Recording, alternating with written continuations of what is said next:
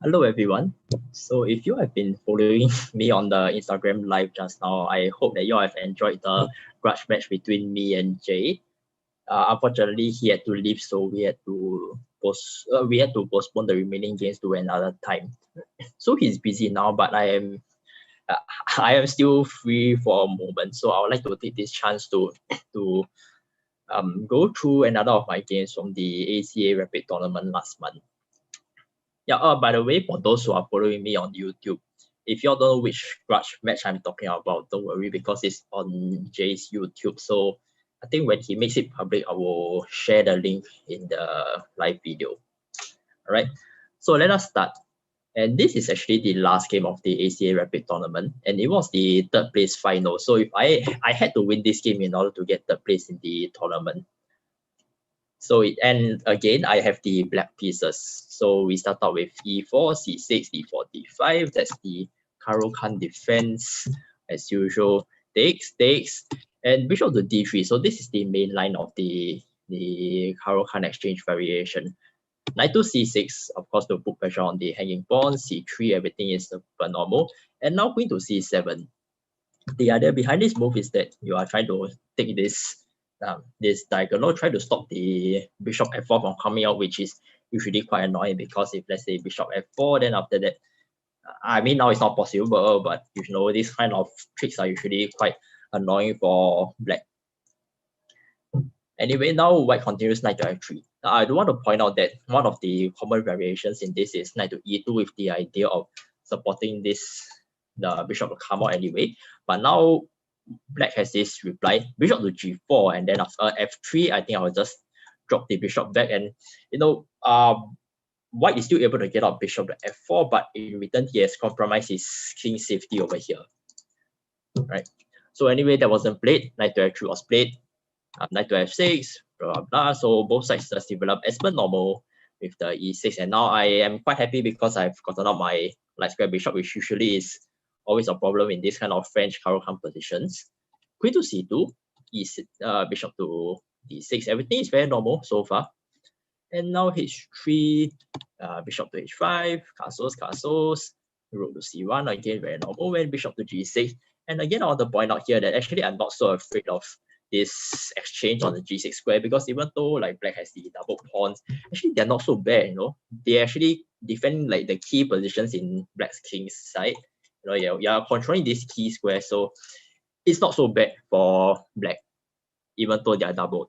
And anyway, I'm not planning to play that. Usually in the exchange variation, I'm planning to play on the queen side with this kind of minority attacks and then put pressure on this c3 pawn over here. Anyway, that wasn't played. Instead, my opponent played bishop to g5, right? And over here, I talked quite a bit because like, okay, so now what? Clearly, my opponent is trying for something. Like usually in the Caro Kann exchange, one of white's very common plans is to go for the kingside attack, you know.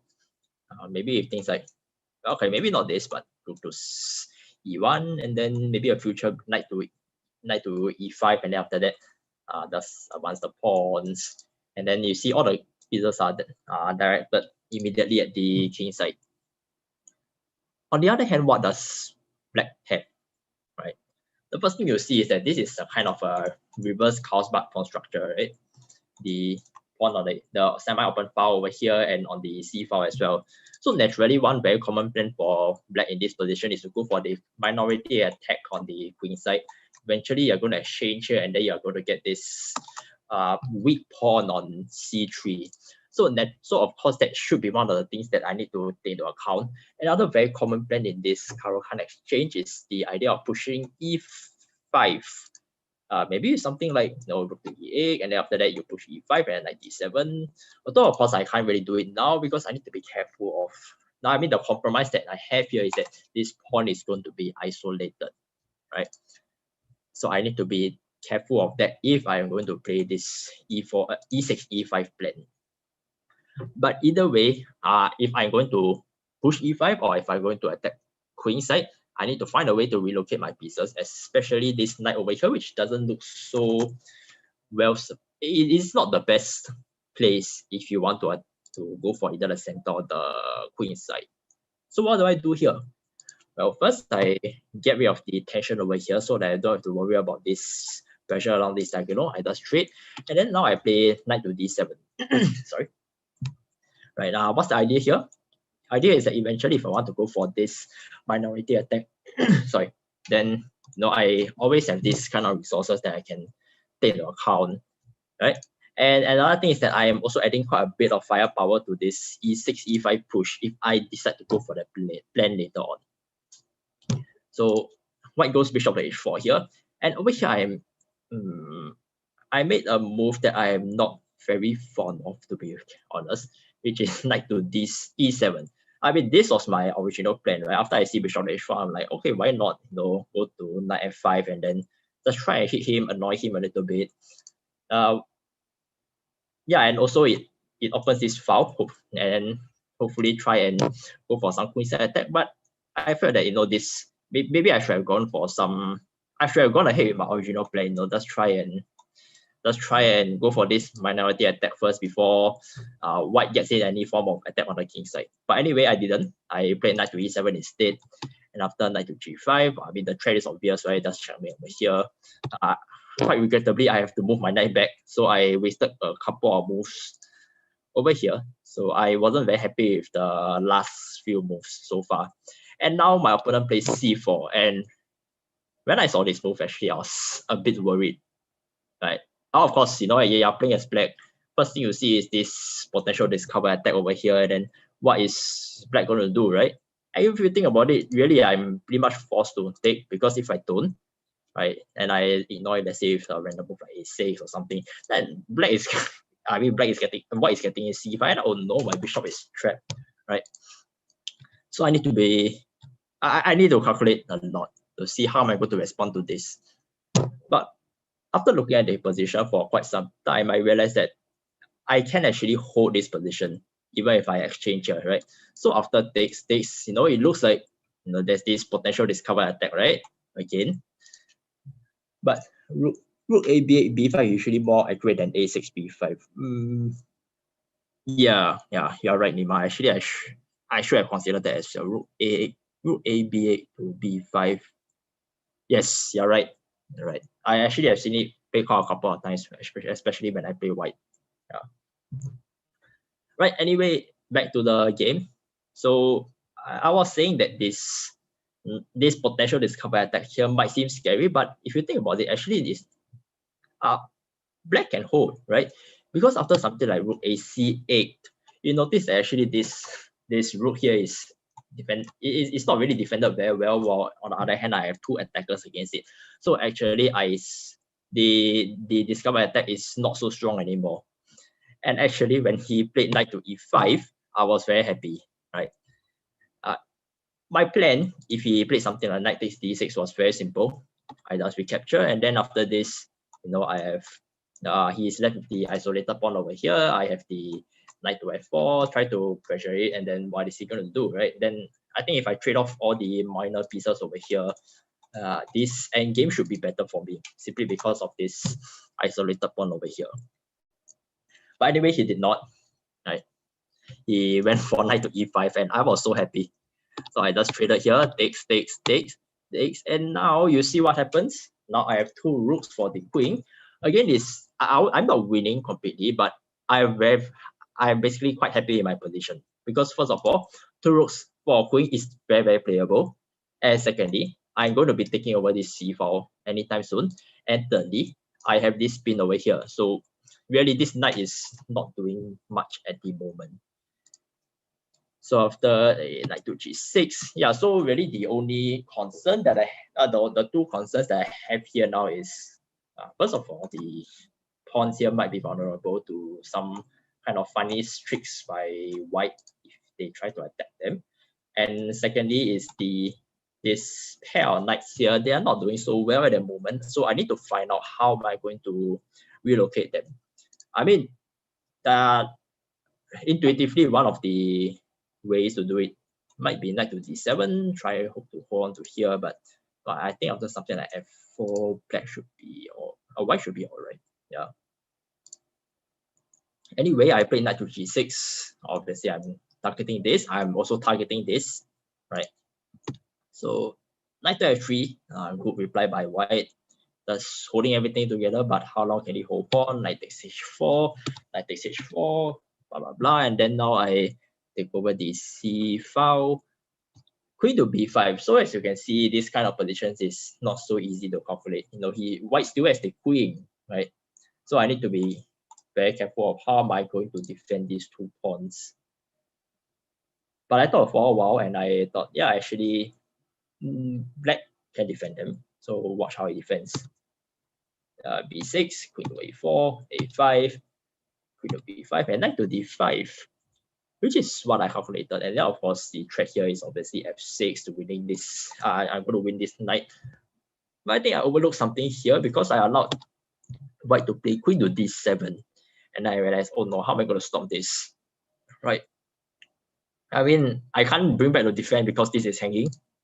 So I think I am forced to just trade over here. I mean, after this position, I think I'm still better because I can go for something like, okay, maybe not that immediately, but first I played h6 to give my king a breathing space and try and stop any of these kind of tricks. But over here, let's say white plays accurately with something like knight to f3, I think I'm still better because after rook to c2, one of the pawns is going to fall, right? The problem here is that because white still has the queen and is so deep inside black's camp, so it's not so easy for me to try and convert this into a win. Let's say something like queen to d8 check, h7, queen to d7, and then you notice that these pawns are attacked. How am I going to defend it? I can go out and I can come here, and I mean, if I go back, do I really want to repeat moves, right? Maybe I can if I have like 10 seconds left on my clock. But if I'm winning as many times in the rapid game, yeah, it's not something that I would really want to do. So I think black should be slightly better here, but white has a lot of possibilities to create counterplay and make life difficult for black. Anyway, he did not play knight to f3. We go back to this position. Instead, my opponent blundered the game with f3. And you notice what happens? This knight suddenly becomes trapped. You can't go anywhere. Can't come here. It's on the edge of the board. It's stuck. So basically, it's lost because after I played rook to c7, I kick away the queen and then g5, and oh, game over. It's basically I win the knight. And after queen to e2 and takes, it may look like the white can try and complicate the position with something like queen to e1, and then you try and hit the weak pawns. But I have everything under control because my occupation of the c file is so strong. So after queen to e1, obviously I try to hit the h pawn, and after rook to c, I just play rook to c4 very naturally, and then after something like this, yeah, you see, I just use my control of the c file to activate my rooks and then just hold this position together. My knight also holds the queenside pawn, so everything is very safe for me. And then now, you see, these pawns are going to fall. I'm going to slowly be able to convert my advantage. So let's see what happens. My opponent proceeded to make a few more mistakes. I think he was like panicking after blundering away the knight. Rook to d1, queen to d1, rook takes b2, a3, and rook to c2, and really over here, I'm just completely winning. Let's say even if he plays something like queen to g1, defending, then I'm like, okay, never mind. So I just sacrifice the 2 rooks for the king, and you see what happens? After this, white has all the weak pawns over here for me to pick up. I still a knight up. I should be able to win this very comfortably. Yeah. Anyway, he did not play that in. Jay says, see you in a few hours. Yes, of course. We'll see. Anyway, he did not play that. He blundered again with queen to e1, but anyway, his game was already losing. So after takes, move, check, check, check, check, check, and then he loses the queen, and over here, white resigned. I won the game, and with it, I won third place in the ACA Rapid Tournament.